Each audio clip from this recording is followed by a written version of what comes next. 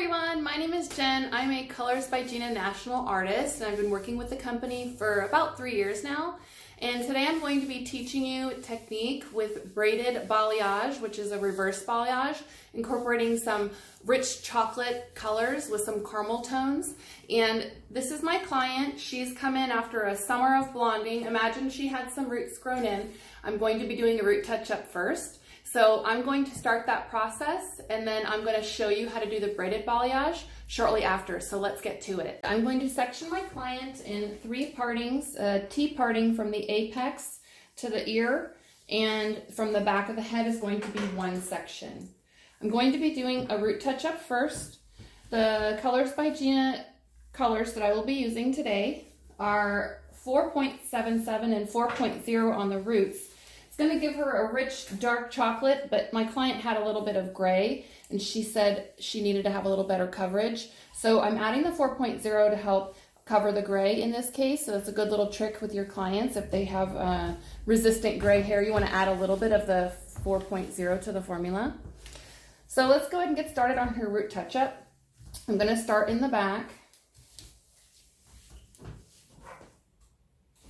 And I'm going to show you a little bit of the way that I do my root touch-up, and then we're going to go ahead and speed up the process so we can get to the fun stuff, which is the braided balayage application. So I'm going to do her root touch-up in the parting that I'll be doing her balayage as well. This just helps me keep my sections neat and organized, and I don't have to worry about reparting.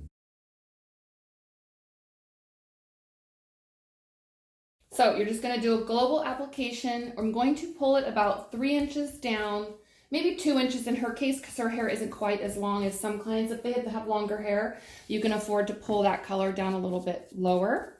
So about 2 inches down, I'm going to pull that touch up through. And this is also going to cover her gray and give her a warmer natural base tone. Imagine your client had come in with some roots and she didn't like that her hair was like a mousy brown, or she didn't like it, how ashy her natural color was, and she wanted to warm it up.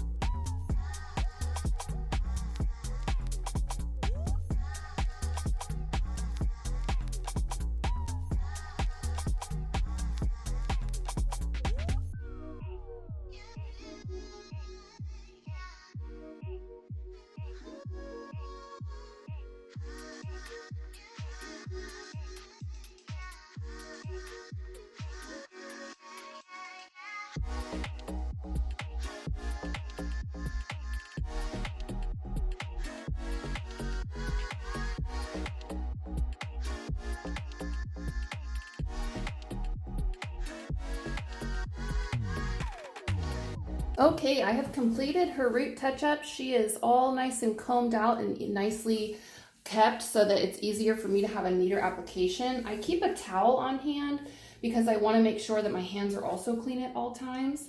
So I'm going to show you how I do the parting and the sectioning to start this braided balayage. First, we're actually not going to do much coloring. We're going to do more sectioning. So I'm going to take a section about, it depends on the thickness of what your client wants for how much blonde she wants left in her hair. So the goal here is we're going to make her a nice rich chocolate brown. I'm going to be using 5.77, which is a warm chocolate brown. And I'm going to protect this on top, this hair, if you notice. I thought about it for a second. And I'm going to put a piece of foil there just to protect it so that I can lay that down and it's not going to touch or catch any color. So I'm going to take a section here. I've tried to angle the camera so that you can see the length of her hair. So since her hair was nice and combed out, I don't have to do much besides now I'm going to pick up my macro weave. So I'm going to macro weave, depending on how thick and how deep you pick up will depend on how much blonde is left in the hair. After I do my macro weave, I'm going to pull that forward over her shoulders, and this is going to remain down in the back. This is going to be our highlight. This is essentially going to be the depth, and the rest of her hair, we're going to call that the low light. So I'm going to take my next section, working up the head, and we're going to do the exact same thing. I'm taking the parting. Remember, the larger the partings you take, the more brown she's going to have. The larger your macro sections that you weave, she will have more pops of blonde. So I'm going to be alternating between smaller and thicker macro. I'm not going to do micro weaves, but I do want to have a very good variation, a very organic macro weave. It's not going to be a perfect highlight. I want to see variations of thickness throughout. So now we're working on the next section. We're going to do the same thing. So we're going to pick up some macro weaves. Remember, the depth that you take and how many you take will depend on how many blondes she is left with. We're calling the blondes the highlight. So you split that macro weave down the middle, and whatever is left down here is going to be colored brown. This is going to be her highlight. We're going to be doing the coloring the brown, which is the 5.77. We're going to be coloring at the same time her highlight, which is great because it's one step, no toning. Since she's previously blonde from those summer clients, this is an easier way to have a one-step process. The highlight color that I'm going to use, I am mixing for a caramel tone. So I've mixed 7.35 plus 7.34, which is one is the copper mahogany and then one is the copper gold. And I'm also mixing it with a little 9.3 because I want a little bit of extra gold. I'm really looking for a caramely tone. So again, picking up some macro weaves. Keep in mind, consult with your client. Find out what she's looking for as far as how much blonde to be left. My client does not want a ton of blonde left. She wants to just see those ribbons of blonde dancing through the warm chocolate brown. Pull another section down, doing the same thing all the way to the apex of the head. Then we'll be doing the same process on the sides of the head. Macro weave, large chunks. Those will be the pops of blonde. I'm going to pull those forward over the front of my client's shoulders, remembering to gather this in the back. You can, if you want to be more organized, and if you're like, I don't want to lose my browns, this is a good idea to clip it as you're working your way forward. I'm going to do another couple sections.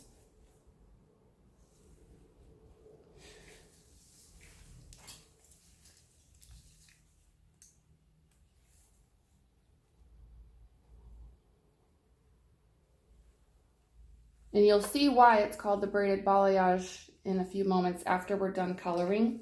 The hair that's left down and these highlights that are left to the front, pulled to the sides.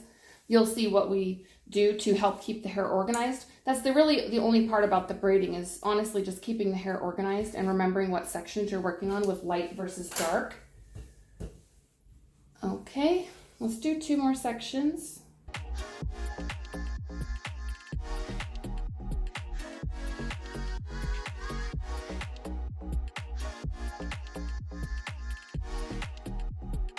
When I first did this the very first time, I thought to myself, you know, oh my gosh, like, what am I doing as far as like, am I gonna actually see these highlights in here? They are, if depending on how much dark you color and how much light you color and how many macros you pick up, you know, you can create a totally different look with each client. So consultation is key. Make sure that you are giving enough blonde. If she doesn't want to lose her blonde, don't scare her by making her totally dark. Best thing to do is just have her show pictures of how much blonde she would like left. Consultation is so important with your clients because their expectations need to be realistic as well. So you'll see it kind of created a little bit of like a basket weave here. So all of these pulled forward will be the highlight. Let me get this out of the way. We'll work on the front sections next, but I'm going to speed up that process, and I'm going to do that next. So this is what you'll look like. You'll have 2 sections pulled forward, okay? And then you're also going to have 1 section down the middle. This will be colored brown with the 5W, and these sides will be that custom formula that will be listed. And you can do the formula, and you can create your own formula. This was just for a caramely, kind of coppery, warm tones, definitely still golden, but with a little bit of hint of like red and copper to it. So the first thing I'm going to do is clip off these. So I remember not to color those. Those are going to be our blondes, caramel blondes. And then I'm going to start painting the drop down of the weaves, that 5.77, which is a warm brown.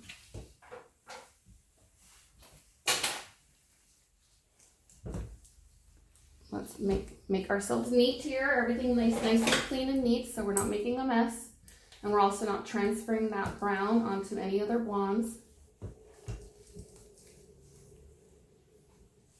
A really cool trick I use, you guys, so that I don't forget which color I'm working with, is I put a little coffee stir stick and I write the numbers on there. You can also use different colored brushes, but I use the Colors by Gina's brushes. I love them. They're great. They're tapered finish on the edge. They have a really nice little taper if you're working with balayage. They're very soft. They do not lose their shape. I've had this brush probably for 2 or 3 months, and I'm still using it.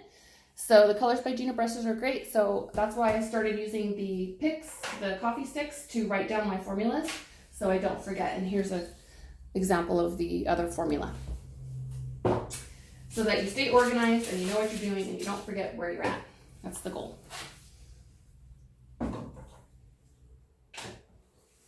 Okay, so we're gonna now start applying the 5.77.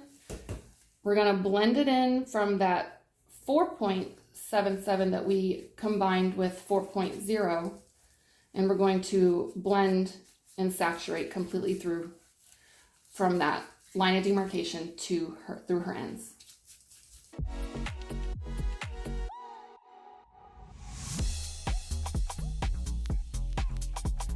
Really make sure you saturate, not leaving any hairs undone. Be careful when you're picking up your weaves. I just tried to use my clip just out of habit, and it started to pull on the other weaves that we had woven to the sides. So you want to be careful not to do that. So use your fingers and go find a section that's neat and clean to color through the ends. I'm still using the 5.77. We are not touching the highlight yet. These are still to the side. We're going to work on those next, and you're going to see why they call it the braided balayage here in a few moments. This is a braided reverse balayage, giving depth to my client who has been overly blonde for the summer. She is ready to have some depth and some richness to her hair for the fall. So we're making a big change today. Really make sure you blend well, bring down your other sections, keep applying from that line of demarcation through the tips.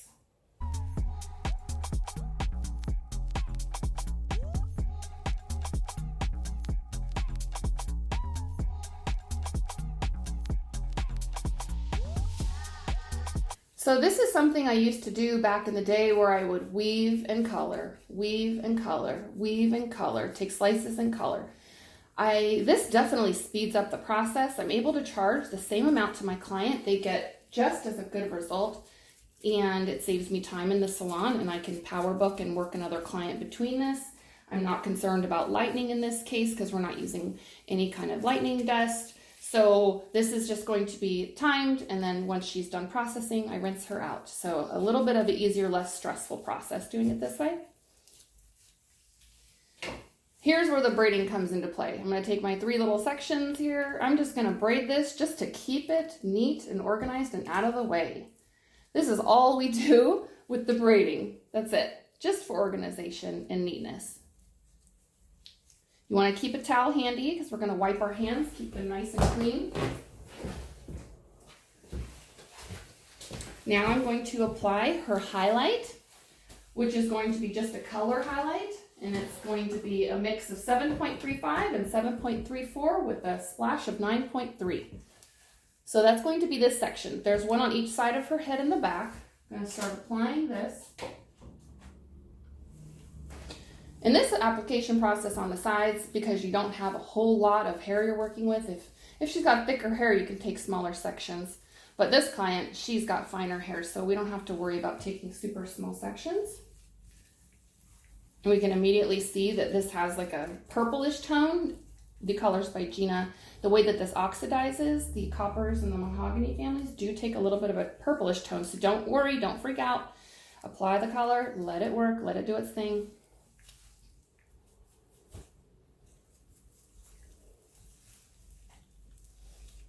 So we're going to repeat the process on the sides of the head, except you're just going to be pulling the dark forward and the light back. You're not going to have two sections on the sides of it.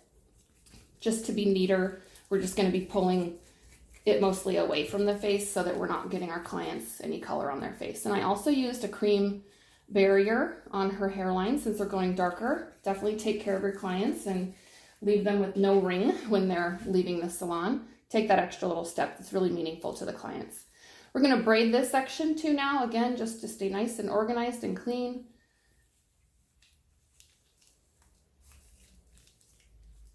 This was our highlight. This is going to be the waterfall down the back. It's going to cascade and dance through the dark color that we applied, which was the 5.77, which is the warm brown. Now we're going to work on the other side. Same thing. We're going to take these macro weaves that we had pulled, and we're going to use the highlight color.